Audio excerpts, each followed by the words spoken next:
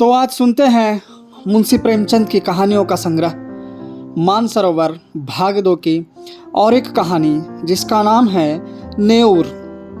आकाश में चांदी के पहाड़ भाग रहे थे, टकरा रहे थे, गले मिल रहे थे, जैसे सूर्य मेघ संग्राम छिड़ा हो। कभी छाया हो जाती थी, कभी तेज धूप चमक उठती थी। बरसात के दिन थे, उमस हो रही थी, हवा बंद हो गई थी।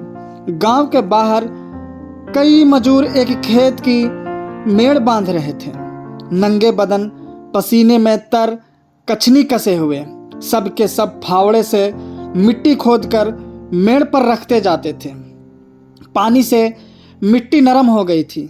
गोबर ने अपनी कानी आंख मटकाकर कहा, अब तो हाथ नहीं चलता भाई, गोलू भी छूट गया होगा, चबेना कर ले। नेऊर ने हंसकर कहा, यह मेड़ तो पूरी कर लो, फिर चबेना कर लेना, मैं तो तुमसे पहले आया। दोनों ने सिर पर छौवा उठाते हुए कहा, तुमने अपनी जवानी में जितनी घी खाया होगा नेऊर दादा, उतना तो अब हमें पानी भी नहीं मिलता। नेऊर छोटे डील का गठीला, काला फुर्तीला आदमी था। उम्र 50 से ऊपर थी, मगर अच्छे अच्छे नौजवान उसके बराबर मेहनत न कर सकते थे। अभी 2-3 साल पहले तक कुश्ती लड़ना छोड़ दिया था। गोबर, तुम्हें तम्बाकू पिए बिना कैसे रहा जाता है नेऊर दादा?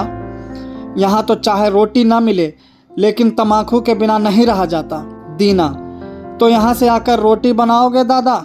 बुचिया कुछ नहीं करती, हमसे तो दादा ऐसी मेहरिये से एक दिन ना पटे। नेऊर के पिचक खिचड़ी मूछों से ढके मुख पर हास्य की स्मित रेखा चमक उठी, जिसने उसकी कुरूपता को भी सुंदर बना दिया। बोला, जवानी तो उसी के साथ कटी है बेटा, अब उससे कोई काम नहीं होता तो क्या करूं? गोबर, तुमने उसे सिर चढ़ा रखा है, नहीं तो काम क्यों ना करती? मजे से खाट पर बैठी चिलम पीती रहती है और सारे गांव से लड़ा करती है। तुम बूढ़े हो गए, लेकिन वह तो अब भी जवान बनी है। दीना, जवान औरत उसकी क्या बराबरी करेगी?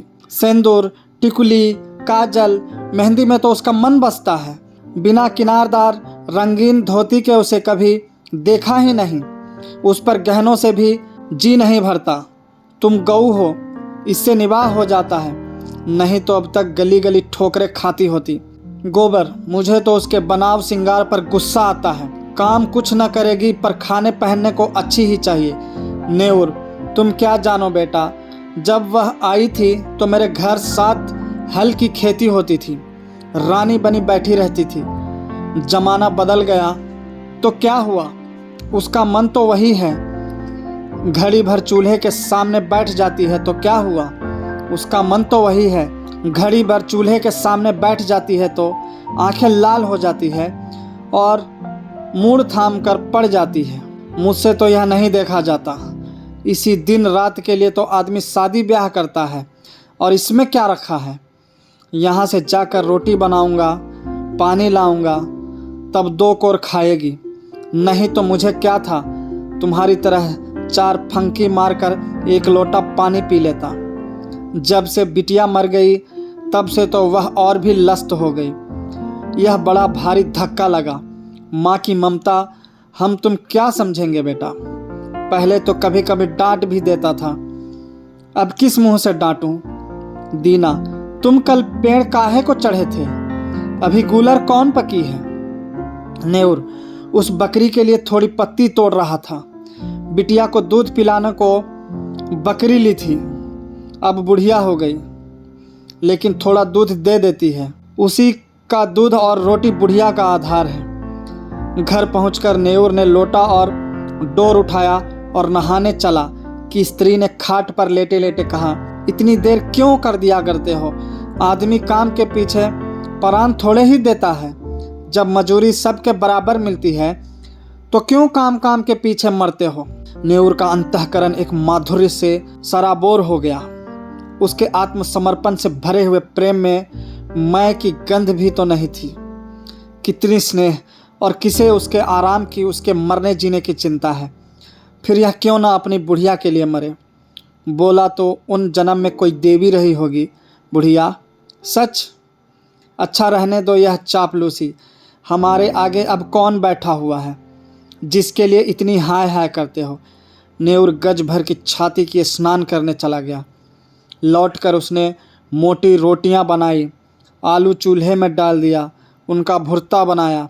फिर बुढ़िया और वह दोनों साथ खाने बैठे। बुढ़िया, मेरी जात से तुम्हें कोई सुख न मिला। पड़े पड़े खाती हूँ और तुम्हें तंग करती हूँ, और इससे तो कहीं अच्छा था कि भगवान मुझे उठा लेते। भगवान आएंगे तो मैं कहूँगा पहले मुझे ले चलो, तब इस सूनी झोपड़ी में कौन रहेगा? तुम न रहोगे तो मेरी क्या दशा होगी? यह सोचकर मेरी आंखों में अंधेरा आ जाता है। मैंने कोई बड़ा पुण्य किया था कि तुम्हें पाया था, किसी और के साथ मेरा भला क्या निबाह होता। ऐसे मीठे संतोष के लिए नेउर क्या नहीं कर डालना चाहता था।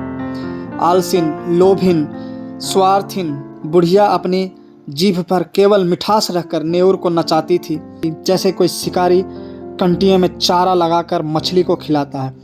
पहले कौन मरे, इस विषय पर आज यह पहली ही बार बातचीत न हुई थी। इसके पहले भी कितनी ही बार यह प्रश्न उठा था और या ही छोड़ दिया गया, लेकिन ना जाने क्यों नेउर ने अपनी डिग्री कर ली थी और उसे निश्चय था कि पहले मैं जाऊंगा। उसके पीछे भी बुढ़िया जब तक रहे आराम से रहे, किसी के सामने हाथ न फैलाए, इसलिए वह मरता रहता था। जिसमें हाथ में 4 पैसे जमा हो जाए, कठिन से कठिन काम जिसे कोई ना कर सके नेउर करता। दिन भर फावड़े कुदाल का काम करने के बाद रात को वह ऊख के दिनों में किसी की ऊख पेरता था या खेतों की रखवाली करता था। लेकिन दिन निकलते जाते थे और जो कुछ कमाता था वह भी निकल जाता था। बुढ़िया के बगैर वह जीवन नहीं, इसकी वह कल्पना ही नहीं कर सकता था।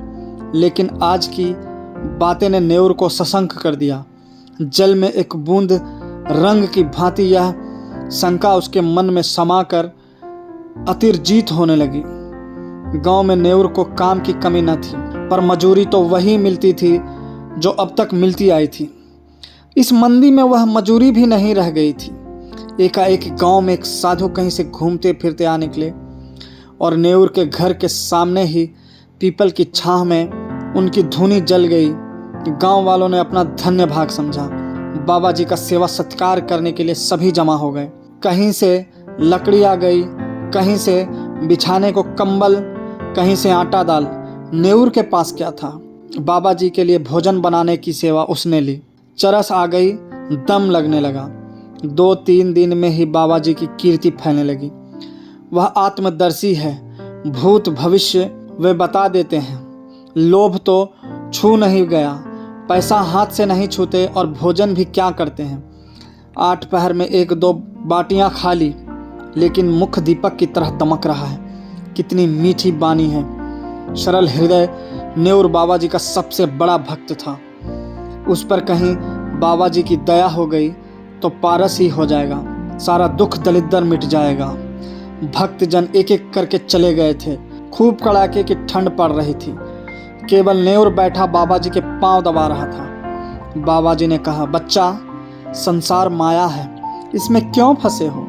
नेउर ने नतमस्तक होकर कहा, अज्ञानी हूँ महाराज, क्या करूं? स्त्री है, उसे किस पर छोड़ूं? तू समझता है तू स्त्री का पालन करता है, और कौन सहारा है उसे बाबा जी? ईश्वर कुछ नहीं है, तू ही सब कुछ है। नेउर के मन में जैसे ज्ञान उदय हो गया। तू इतना अभिमानी हो गया है, तेरा इतना दिमाग मजदूरी करते करते जान जाती है, और तू समझता है मैं ही बुढ़िया का सब कुछ हूँ। प्रभु जो संसार का पालन करते हैं, तू उनके काम में दखल देने का दावा करता है, उसके सरल करते हैं। आस्था की ध्वनि सी उठकर उसे धिक्कारने लगी। बोला, अज्ञानी हूँ महाराज। इससे ज़्यादा वह और कुछ न कह सका। आंखों से दिन विषाद के आंसू गिरने लगे। बाबा जी ने तेजस्विता से कहा, देखना चाहता है ईश्वर का चमत्कार? वह चाहे तो क्षण भर में तुझे लखपति कर दे, क्षण भर में तेरी सारी चिंताएं हर ले। मैं उसका एक तुच्छ भक्त हूँ, काकविष्टा, लेकिन मुझ में भी इतनी शक्ति है कि तुझे पारस बना दूं। तू साफ दिल का सच्चा ईमानदार आदमी है। मुझे तुझ पर दया आती है। मैंने इस गांव में सबको ध्यान से देखा, किसी में शक्ति नहीं, विश्वास नहीं। तुझ में मैंने भक्त का हृदय पाया। तेरे पास कुछ चांदी है? नेऊर को जान पड़ रहा था कि सामने स्वर्ग का द्वार है। 10-5 रुपये होंगे महाराज। कुछ चांदी के टूटे फूटे गहने नहीं हैं? घर वाले के पास कुछ गहने हैं। कल रात को जितनी चांदी मिल सके यहाँ ला और ईश्वर की प्रभुता देख। तेरे सामने मैं चांदी को हांडी में रखकर इसी धुनी में रख दूंगा। प्रातः काल आकर हांडी निकाल लेना। मगर इतना याद रखना कि उन अशरफियों को अगर शराब पीने में, जुआ खेलने में या किसी दूसरे बुरे काम में खर्च किया तो कोढ़ी हो जाएगा। अब जा, सो रहा है। हाँ, इतना और सुन ले, इसकी चर्चा किसी से मत करना, घर वालों से भी नहीं। नेऊर घर चला तो ऐसा प्रसन्न था मानो ईश्वर का हाथ उसके सिर पर है। रात भर उसे नींद नहीं आई। सवेरे उसने कई आदमियों से 2-2, 4-4 रुपये उधार लेकर 50 रुपये जोड़े। लोग उसका विश्वास करते थे, कभी किसी का पैसा भी ना दबाता था। वादे का पक्का, नियत का साफ। रुपए मिलने में दिक्कत ना हुई। 25 रुपये उसके पास थे। बुढ़िया से गहने कैसे ले, चाल चली। तेरे गहने बहुत मैले हो गए हैं, खटाई से साफ कर ले। रात भर खटाई में रहने से नए हो जाएंगे। बुढ़िया चमके में आ गई। हांडी में खटाई डालकर गहने भिगो दिए और जब रात को वह सो गई तो नेऊर ने रुपये भी उसी हांडी में डाल दिए और बाबा जी के पास पहुंचा। बाबा जी ने कुछ मंत्र पढ़ा, हांडी को छूनी की राख में रखा और नेऊर को आशीर्वाद देकर विदा किया। रात भर करबटे बदलने के बाद नेऊर मुँह अंधेरे बाबा के दर्शन करने गया, मगर बाबा जी का वहाँ पता न था। अधीर होकर उसने धूनी की जलती हुई राख टटोली। हांडी गायब थी। छाती धक धक करने लगी। बदहवास होकर बाबा को खोजने लगा। घाट की तरफ गया, तालाब की ओर पहुंचा। 10 मिनट, 20 मिनट, आधा घंटा, बाबा का कहीं निशान नहीं। भक्त आने लगे, बाबा कहाँ गए? कंबल भी नहीं, बर्तन भी नहीं। भक्त ने कहा, रमते साधुओं का क्या ठिकाना, आज यहाँ कल वहाँ। एक जगह रहे तो साधु कैसे? लोगों से हेल मेल हो जाए, बंधन में पड़ जाए। सिद्ध थे, लोभ तो छू नहीं गया था। नेऊर कहाँ है? उस पर बड़ी दया करते थे, उससे कह गए होंगे। नेऊर की तलाश होने लगी, कहीं पता नहीं। इतने में बुढ़िया नेऊर को पुकारती हुई घर में से निकली। फिर कोलाहल मच गया। बुढ़िया रोती थी और नेऊर को गालियां देती थी। नेऊर खेतों की मेड़ों से बेतहासा भागता चला जाता था, मानो उस पापी संसार से निकल जाएगा। एक आदमी ने कहा, नेऊर ने कल मुझसे 50 रुपये लिए थे, आज सांझ को देने को कहा था। दूसरा, हमसे भी 2 रुपये आज ही के वादे पर लिए थे। बुढ़िया रोई, दाढ़ी जार मेरे सारे गहने ले गया। 25 रुपये रखे थे, वह भी उठा ले गया। लोग समझ गए बाबा कोई धूर्त था, नेऊर को साझा दे गया। ऐसे ऐसे ठग पड़े हैं संसार में। नेऊर के बारे में किसी को ऐसा संदेह नहीं थी। बेचारा सीधा आदमी आ गया पट्टी में, मारे लाज के कहीं छिपा बैठा होगा। 3 महीने गुजर गए। झांसी जिले में धसान नदी के किनारे एक छोटा सा गांव है। काशीपुर नदी के किनारे एक पहाड़ी टीला है। उसी पर कई दिन से एक साधु ने अपना आसन जमाया है। नाटे कद का आदमी है, काले तवे का सा रंग, देह गठी हुई। यह नेऊर है जो साधु वेश में दुनिया को धोखा दे रहा है। वही सरल निष्कपट नेऊर है जिसने कभी पराये माल की ओर आंख नहीं उठाया, जो पसीना की रोटी खाकर मग्न था। घर की, गांव की और बुढ़िया की याद एक क्षण भी उसे नहीं भूलती। इस जीवन में फिर कोई दिन आएगा कि वह अपने घर पहुंचेगा और फिर उस संसार में हंसता खेलता अपनी छोटी छोटी चिंताओं और छोटी छोटी आशाओं के बीच आनंद से रहेगा। वह जीवन कितना सुखमय था।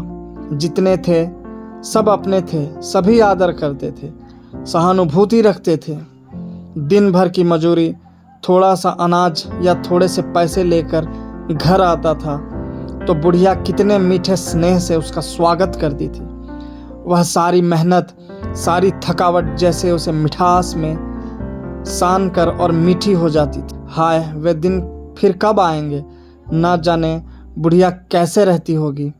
कौन उसे पान की तरह फेरेगा, कौन उसे पका कर खिलाएगा। घर में पैसा भी तो नहीं छोड़ा, गहने तक डुबा दिए। तब उसे क्रोध आता कि उस बाबा को पा जाए तो कच्चा ही खा जाए।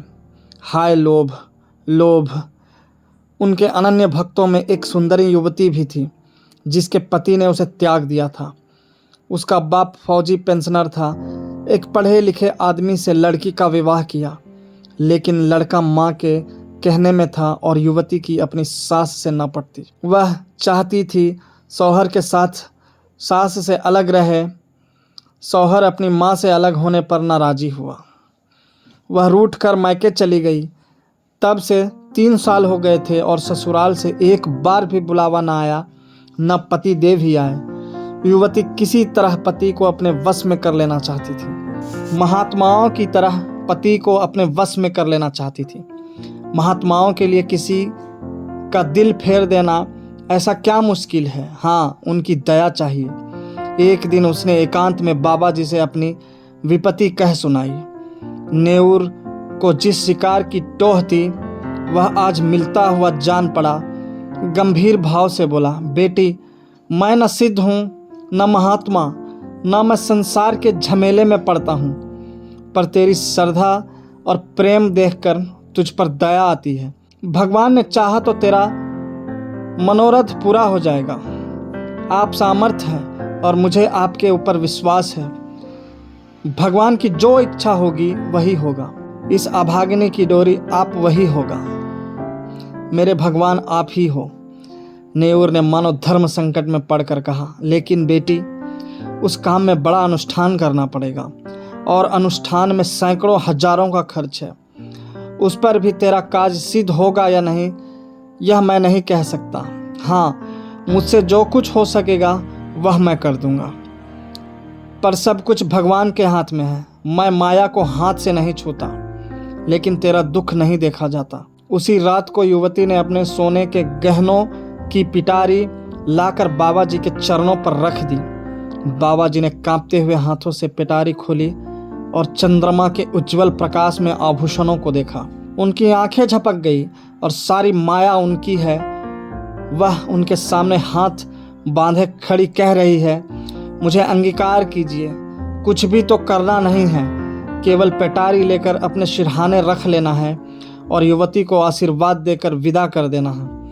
प्रातःकाल वह आएगी, उस वक्त वह उतना दूर होंगे जहां उनकी टांगे ले जाएंगे।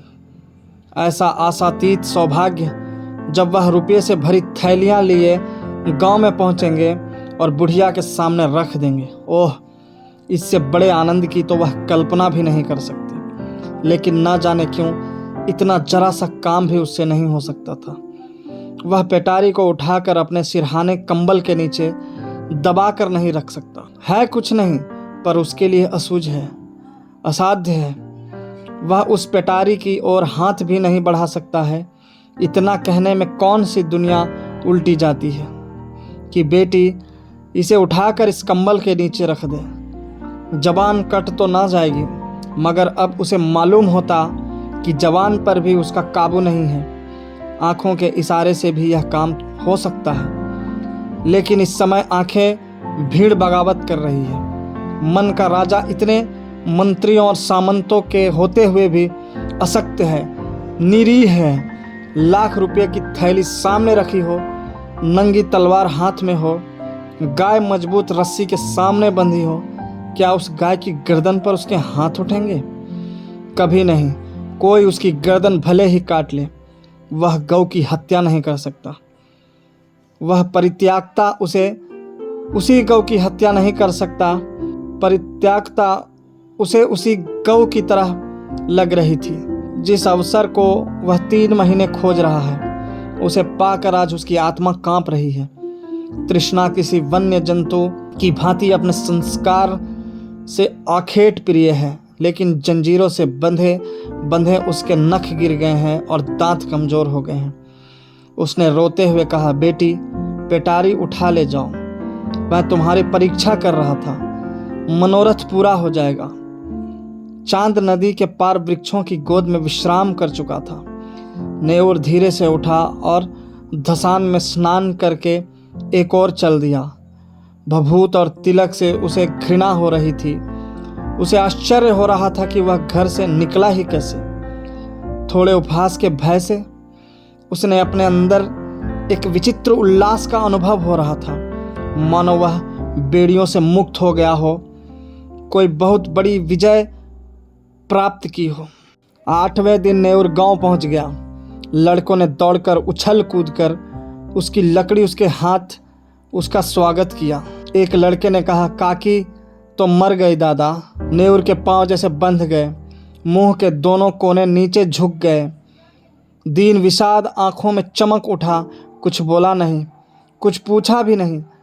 पल भर जैसे निसंग खड़ा रहा, फिर बड़ी तेजी से अपनी झोपड़ी की ओर चला। बालक वृंद भी उसके पीछे दौड़े, मगर उनकी शरारत और चंचलता भाग चली थी। झोपड़ी खुली पड़ी थी। बुढ़िया की चारपाई जहाँ की तहाँ थी। उसकी चिलम और नारियल ज्यों के ज्यों धरे हुए थे। एक कोने में 2-4 मिट्टी और पीतल के बर्तन पड़े हुए थे। लड़के बाहर ही खड़े रह गए। झोपड़ी के अंदर कैसे जाए, वहाँ बुढ़िया बैठी है। गांव में भगदड़ मच गई। नेऊर दादा आ गए। झोपड़ी के द्वार पर भीड़ लग गई। प्रश्नों का तांता बंध गया। तुम इतने दिनों कहाँ थे दादा? तुम्हारे जाने के बाद 3रे ही दिन काकी चल बसी। रात दिन तुम्हें गालियां देती थी, मरते मरते तुम्हें गरियाती ही रही। 3रे दिन आए तो मरी पड़ी थी। तुम इतने दिन कहाँ रहे? नेऊर ने कोई जवाब न दिया, केवल शून्य निराश करुण आहत नेत्रों से लोगों की ओर देखता रहा, मानो उसकी वाणी हर ली गई है। उस दिन से किसी ने उसे बोलते या रोते हंसते नहीं देखा। गांव से आध मील पर पक्की सड़क है, अच्छी आम दरख्त है। नेऊर बड़े सवेरे जाकर सड़क के किनारे एक पेड़ के नीचे बैठ जाता है। किसी से कुछ मांगता नहीं, पर राहगीर कुछ न कुछ दे ही देते हैं। चबेना, अनाज, पैसे। संध्या समय वह अपनी झोपड़ी में आ जाता है, चिराग जलाता है, भोजन बनाता है, खाता है और उसी खाट पर पड़ा रहता है। उसके जीवन में जो एक संचालक शक्ति थी, वह लुप्त हो गई है। वह अब केवल जीवधारी है। कितनी गहरी मनोव्यथा है। गांव में प्लेग आया, लोग घर छोड़कर भागने लगे। नेऊर को अब किसी की परवाह न थी, न किसी को उससे भय था, न प्रेम। सारा गांव भाग गया। नेऊर अपनी झोपड़ी से न निकला और आज भी वह उसी पेड़ के नीचे सड़क के किनारे उसी तरह मौन बैठा हुआ नजर आता है, निश्चेष्ट, निर्जीव। धन्यवाद।